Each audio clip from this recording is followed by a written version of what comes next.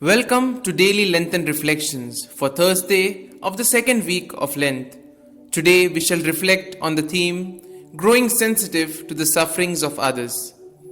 Reflecting on the passage in today's Gospel, we may be led to wonder at times what mistake did the rich man do, and in what way he is responsible for Lazarus' misery.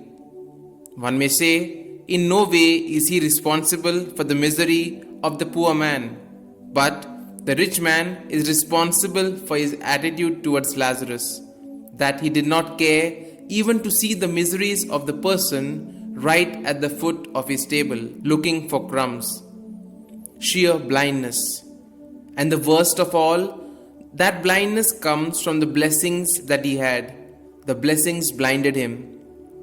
Looking at the situation everywhere, especially in places that are badly stricken by the recent experience of the pandemic, the world at large seems to be oblivious of the double suffering of the poor amidst us. There are stray voices that call for a global attention, but nothing seems too serious. The affluent are busy making more money. The powerful are looking out for opportunities to further demonstrate their power over the rest. The crooked are making use of every chance to reach their hidden agenda at all cost. The first reading from the book of Jeremiah tells us that we need to place our trust in the Lord at all times, and He will take care of us.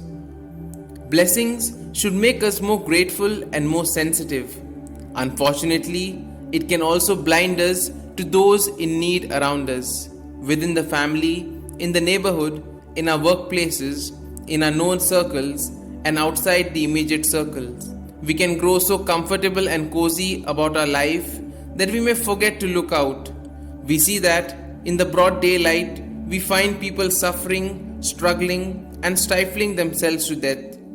Should not our blessings make us more aware of those in need? We pray to the Lord that we may grow ever in sensitivity to the suffering of others around us.